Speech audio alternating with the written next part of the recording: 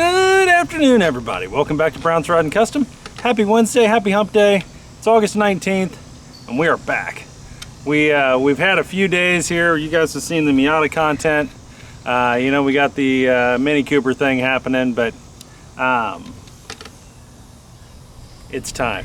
The time has come. The time is now to get our 1958 Chevy Apache where it needs to get. So, phase 2 of the 58 Apache starts now.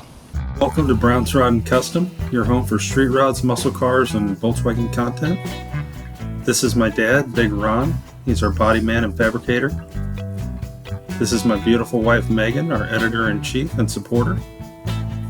And this is me, Adam, the designer and mechanic for our projects. If you find our videos helpful, like and subscribe for more content.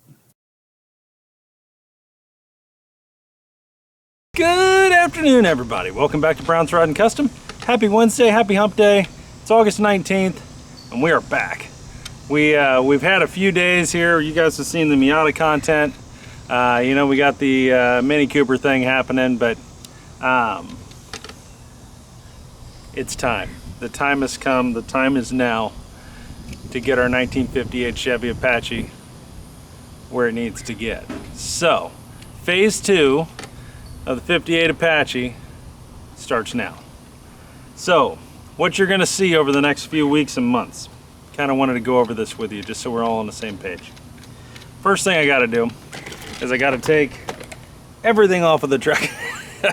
The cab can stay on it, but that's about it.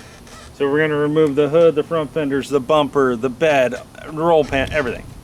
And we're going to roll the truck into the paint booth, and we're going to metal condition and epoxy prime the rear suspension and the front cross member and engine mounts for the Mustang 2. We put those in. They're bare metal. They've got a little surface rust, no pitting or anything, but they've got a little surface rust, and we need to clean that up and get that epoxied with white epoxy. That'll be hopefully this week. Another thing that's coming, we bought a steering column. You guys saw, some of you might have seen, that we bought a steering column at the Street Rod Nationals. Now, the story there is I went to I Did It steering columns and asked them how much for their retrofit steering column for the 58 Chevy Apache. And it was somewhere in the neighborhood of $1,700–1,800 bucks. Okay, that's a lot for a steering column. So I said, all right. And I went over to Flamin' River. I asked them how much for their steering column for the truck, and they told me it was right around $1,200–1,300 bucks. Okay, cool.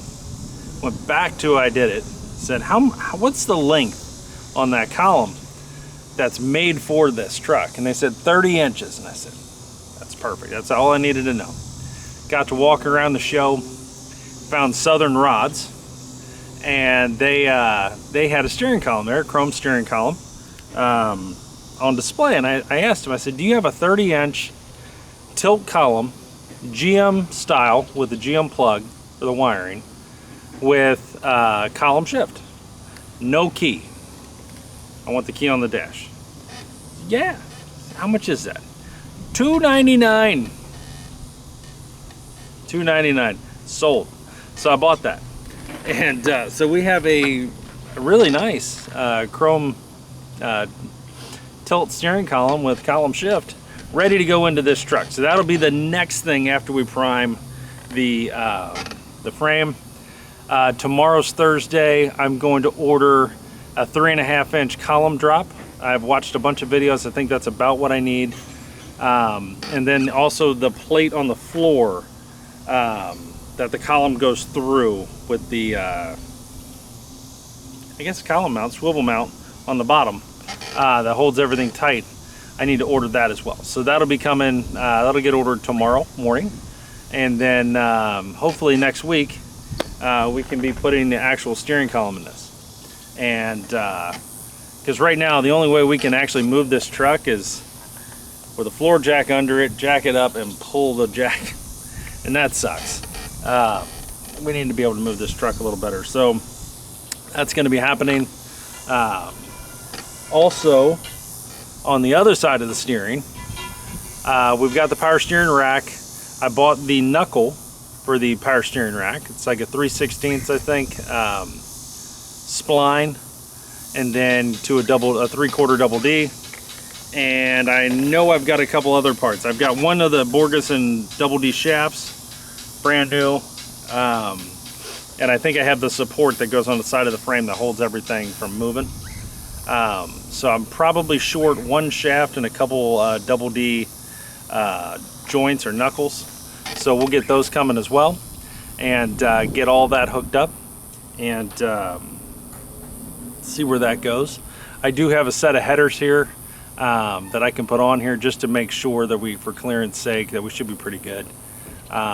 There's a ton of room under here, so I don't see that really being an issue. So we'll get the steering on. Then what I want to do is I want to take all my new parts, the roll pan, the two front fenders, the two front fenders, the driver's rear fender. I want to take them on, I want to block them down. I want to epoxy prime them, let that dry, and then I want to block that, and then I want to heavy prime the fenders and kind of dial them in and get them kind of close. So I want that to be one of the next things. So the front of this truck and half of the back is pretty right, you know. And then, you know, from there, we move on to brakes. So I need a brake booster, pedal assembly, dual master cylinder, so on and so forth. And I'm looking at different options. I'm looking at, what is it, CPP. They've got that, oh, what do you call it? Hydro Boost, I think it is, system, like you would like my dad's dually truck. So it basically runs on power steering fluid. You hook up power steering lines to it, and instead of having a booster, it's interesting. I'm looking at that. I talked to them at the show. They said that's like throw you through the windshield kind of brakes, which I'm not against. So we'll see where that goes. But it definitely needs the pedal under the dash. And kind of the idea, so we're all on the same page, I'm trying to get whatever is going to go on the firewall and on inside of the cab. I want to get those things and get them installed, so that we can do the body work and paint the firewall. We can go ahead and actually hook up brakes and stuff once we get to a certain point, and so on. So make it functional, right? So once we get the brakes on here, then we're going to move back, and I'm going to get a fuel tank. Probably from Brothers Trucks. They're the ones so far that I've seen that I like. It's a stainless steel 20-gallon gas tank that mounts in the bed, in the frame. That has a side exit on the driver's side, so that I can actually exit out, run a tube up, and have a Hagen fuel door on the driver's rear fender, as opposed to filling in the bed and taking a chance on ruining your beautiful wood and everything else. So be doing that. Then we can get fuel lines ran, brake lines ran. Suspension's already there. Transmission's already built. We got little things. I need a drive shaft, but we do have all the ends and everything we need to do that. So we'll have somebody make us a drive shaft. I do need to get a third member for the 9-inch Ford. I want to go with the 350 or 355 Eaton True Track gear driven posi. So I'll have that made and then built, and then I want to upgrade to 31 spline axles. Those things need to happen, and I want disc brakes on the back. So right now there is no brakes on the rear. So I want disc brakes with an emergency brake. So looking at a Willwood kit, maybe just a regular disc brake setup. We'll see where it goes. But that's the idea. And then I need to get the engine built. And once that happens, that's just literally driving it 5 minutes away to drop it off at Scotty's Racing Engines and having them do it. So as you guys know, I do have a 350 4-bolt main, It's an 010 block, good. It's never been bored out or anything.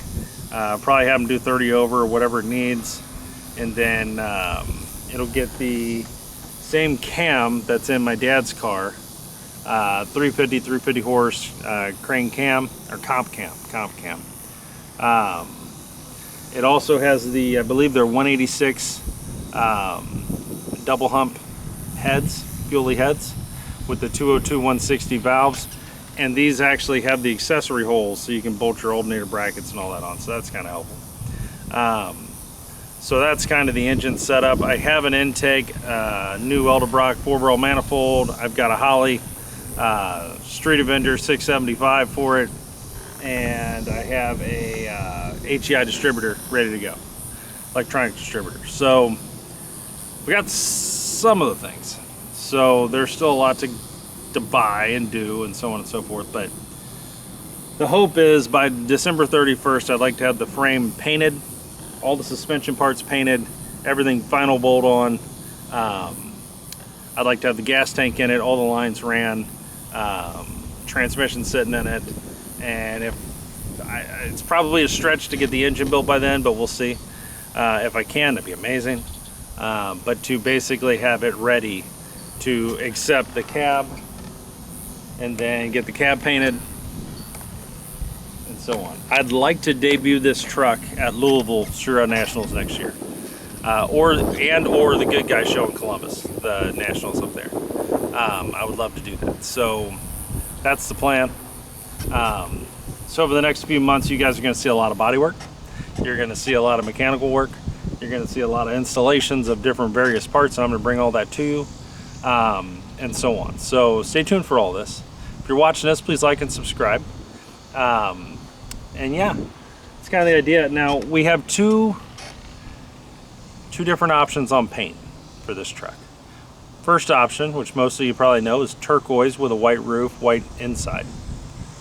The other is cacti green. It's a GM green, cacti green, okay?